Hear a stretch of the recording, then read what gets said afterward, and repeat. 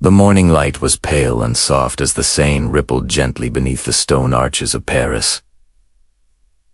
Tourists in bright jackets spilled out of the grand glass pyramid of the Louvre, cameras swinging, voices quiet with reverence. Inside the gilded halls, history lay heavy in every corridor.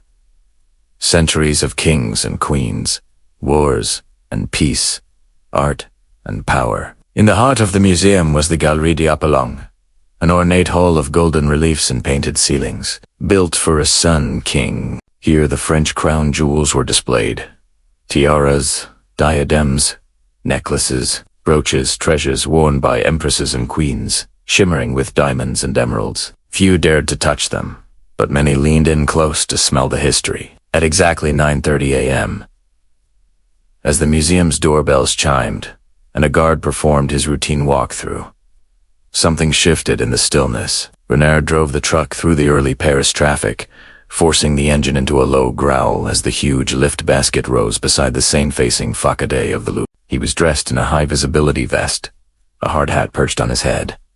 Alongside him, two others did the same. They looked like repair workers, harmless, focused, part of the bustle of construction on the old palace structure. No one gave them a second glance. But they were not there to repair. Venezia, crouched in the basket, watched the window above the gallery. She held a small tablet, the blue light of the screen reflecting in her goggles. The air between ripples of tourists and guards felt thick with routine. The perfect cover. Inside the gallery, guard Thomas made his rounds, his footsteps echoing. He paused at the central vitrine, looked at the legendary diadem of Empress Eugenie, nearly 2,000 diamonds dancing in the gold filigree. He sighed. Magnificent, he murmured to himself. Back outside, the lift rose slowly, the basket reaching the balcony level just above the gallery's tall windows. Vanessa hooked a suction pad onto the glass. Renard hit the button. The pad locked. Thomas inside heard a faint mechanical hiss, but thought nothing of it, assuming it was part of the building's maintenance. Vanessa's colleague, Marcel, pulled out a slim disc cutter and pressed it against the window's lower pane. The whine of the cutter was muffled by the ambient noise of footsteps and flashing cameras in the main lobby. Within seconds, the glass cracked. A small circle grew, then shattered outward. The pane fell away. Vanessa clicked her earpiece. Phase 1 complete. Basket in place. Access ready. The other two nodded. They looked up at the balcony, secured their harnesses, and prepared to enter. Inside the gallery, Thomas paused again. Now's watch beeped. 9:33. A young mother and daughter posed for a photo beside the empty space where the brooch of Mary Louise once sat. They strayed on, not noticing the slight movement above him. Vanessa dropped quietly through the window frame, her boots landing softly on the marble floor. Marcel followed, then Renard. Inside the glass-walled room, the treasures glowed under spotlights. Buttons blinked on the security system. Cameras swept slowly. 20 seconds, Vanessa whispered, checking her watch. They moved with precision. One opened the glass case on the left, the sapphire set of Queen Marie. Amélie M. Queen Hortense. The case was alarmed, but the main sensors were disabled, a fact they had exploited days before through an inside contact. They worked quickly. Needles of instrumentation slid the locks.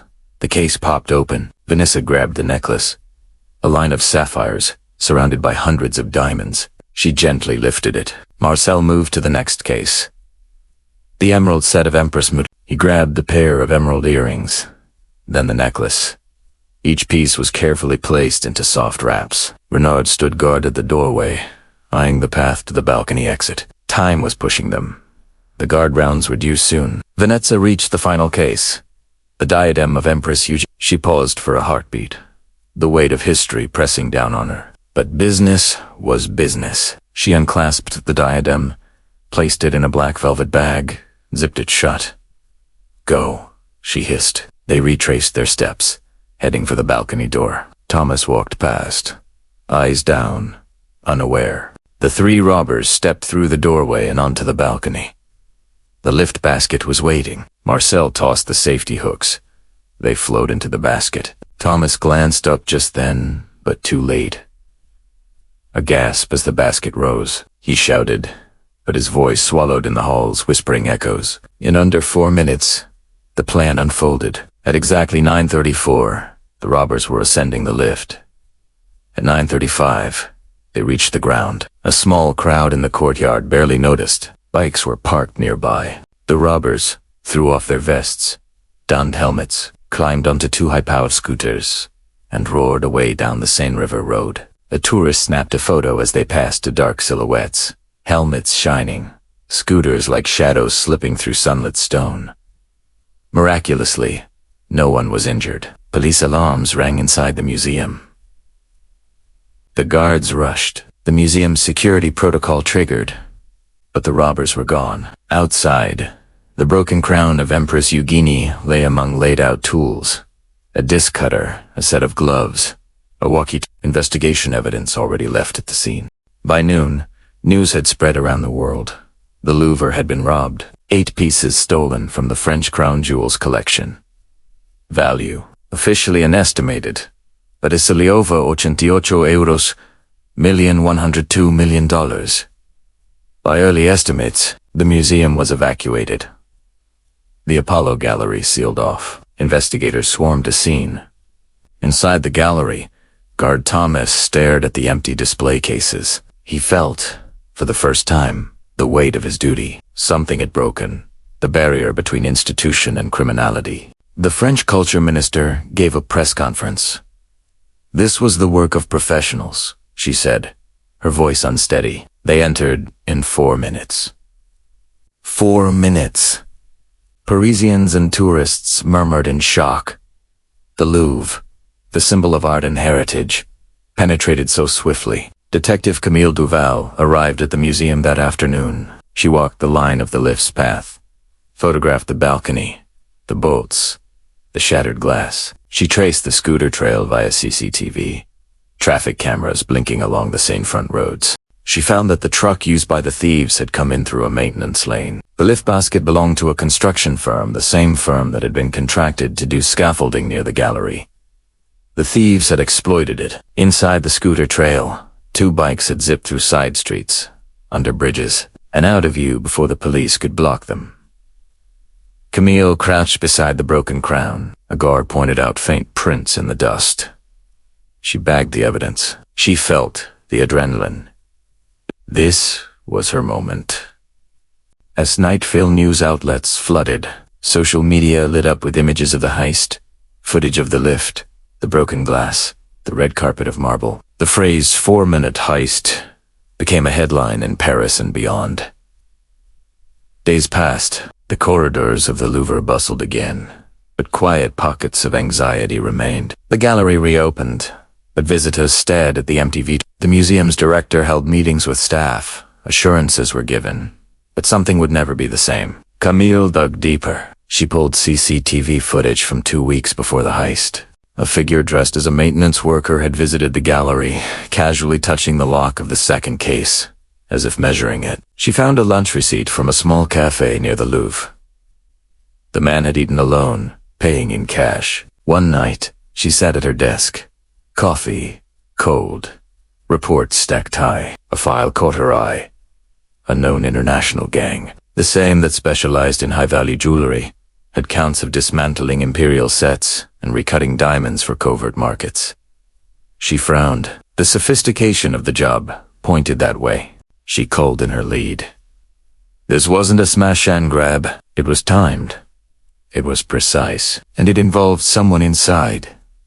Renard stared out at Paris from a small rented flat. The diadem and sapphire necklace were hidden in a secret safe house. Vanessa packed the emerald set for transport. Marcel counted the stacks of cash and organized their network. There were buyers, cutters, vessels ready overseas, but none of them slept well. The weight of history. The stolen jewels once crowning queens and empresses pressed on their conscience. Vanessa whispered to Renard, "We did it. But at what cost?" He shrugged. "We're ghosts now, always running." Camille, on the other side of the city, looked at photos of the jewels. The empty space where they belonged. She thought of Guard Thomas. She thought of the tourists, the future visitors who would now know the gallery is the one that was robbed. She felt anger, yes, but also sorrow. At the museum as auditorium, the director addressed the staff. We failed tonight, not because we didn't try, but because we believed we were safe. Some guards nodded. Others were silent. 6 months later, the jewels remained missing. Police releases said the investigation was active, that leads were many, that justice will be served. The world watched. The Galerie d'Apollon was reopened behind glass partitions. A banner read, "In memory of heritage." Visitors photographed the empty cases, whispered to each other. This was the crown of an empress, now gone. Guard Thomas walked the halls again. He paused at the V. He thought, my job is to protect history. He fingered his badge. Detective Camille Duval looked at a map of Europe, markers dotting likely escape routes. She wondered at how 4 minutes could erase centuries of legacy. Renard, Vanessa, and Marcel watched the news from their hideout. They drank cheap wine, comfortable but hollow. The diadem shimmered in a velvet box, like a specter. And late one night, in the City of Lights, the lift basket outside, the Louvre stood silent. The window above the Apollo Gallery remained patched, monitored, guarded. But the memory lingered. 4 minutes. That was all it took.